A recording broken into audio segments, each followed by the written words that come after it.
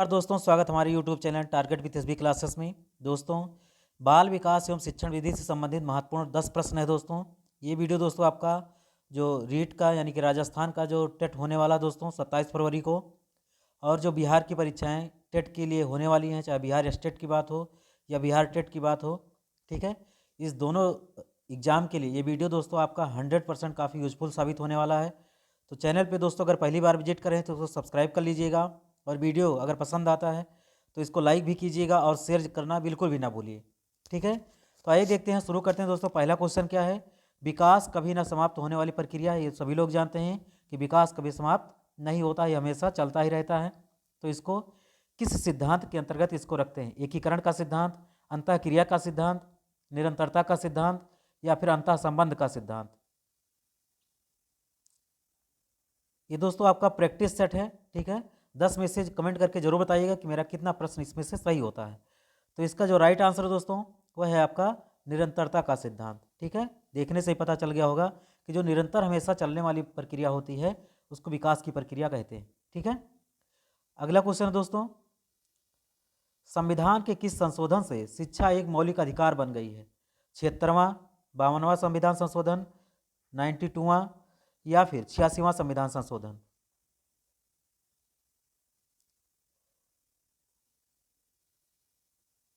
तो right answer है दोस्तों आपका 86वां संविधान संशोधन अधिनियम 2002 के द्वारा 6 से 14 वर्ष के बच्चों को निःशुल्क शिक्षा का अधिकार प्रदान किया गया दोस्तों, ठीक है।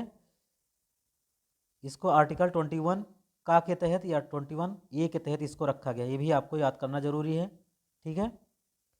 अगला क्वेश्चन है दोस्तों आपका, अभिप्रेरणा की मूल प्रवृत्ति के प्रतिपादक कौन थे? अभिप्रेरणा के मूल प्रवृत्ति सिद्धांत के प्रतिपादक कौन थे? अब्राहम मैस्लो ने, मैकडूगल, विलियम जेम्स, या फिर सिम्परसन? तो राइट आंसर हो जाएगा दोस्तों आपका मैकडूगल महोदय ने अभिप्रेरणा के मूल प्रवृत्ति सिद्धांत का प्रतिपादन किया था, ठीक है। अगला क्वेश्चन दोस्तों आपका, विकास की किस अवस्था को कोल एवं ब्रूस ने संवेगात्मक विकास का अनोखा काल कहा है? बहुत इंपॉर्टेंट क्वेश्चन दोस्तों। संवेगात्मक विकास का अनोखा काल किसे कहा जाता है? बाल्यावस्था को, शैशवावस्था को, किशोरावस्था को, या फिर प्रौढ़ावस्था को? तो राइट आंसर है दोस्तों आपका बाल्यावस्था को, ठीक है। कोल एवं ब्रूस ने संवेगात्मक विकास का अनोखा काल कहा है। क्वेश्चन नंबर 5, किसने बहुभिमात्मक, यहाँ पर बहुभिमात्मक हो गया दोस्तों टाइप करने में, ठीक है, तो यहाँ पर बी रहेगा, ठीक है, विमात्मक, या इसको बहुबुद्धि का सिद्धांत भी कहते हैं, ठीक है। बहुविमात्मक या फिर बहुबुद्धि सिद्धांत का प्रतिपादन किसने किया था? स्पीयरमैन ने, गोलमैन ने, गार्डनर ने, या फिर जॉन मेयर ने? तो राइट आंसर है दोस्तों आपका गार्डनर महोदय ने ही आपको बहुबुद्धि का सिद्धांत दिया था कि बुद्धि के बहुत सारे प्रकार होते हैं, 8 प्रकार होते हैं। अगला क्वेश्चन दोस्तों बहुत इंपॉर्टेंट क्वेश्चन है, डिसलेक्सिया से क्या करने में कठिनाई होती है? डिसलेक्सिया जो है दोस्तों, इसमें से किससे संबंधित है डिसलेक्सिया? किसी चीज़ को व्यक्त करने में, पढ़ने में, या फिर वर्तनी करने में? ऑप्शन सी है बोलने में, या फिर ऑप्शन डी खड़े होने में?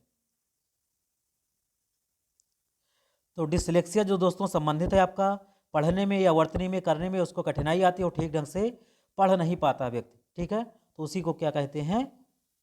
डिसलेक्सिया, तुतला के जिसे कहते बोलता है। क्वेश्चन नंबर 7, निम्नलिखित में से क्या समावेशी कक्षा में शिक्षक की भूमिका नहीं है? शिक्षक को निःशक्त बच्चों पर ध्यान नहीं देना चाहिए। ऑप्शन बी, बच्चों की आवश्यकता के अनुरूप बैठने की पर्याप्त व्यवस्था करनी चाहिए। शिक्षक को सिखाने में अक्षम व्यक्ति यानी कि जो विकलांग हैं या फिर ठीक ढंग से देख नहीं पाते हैं, सुन नहीं सकते हैं, उसको अतिरिक्त समय देना चाहिए।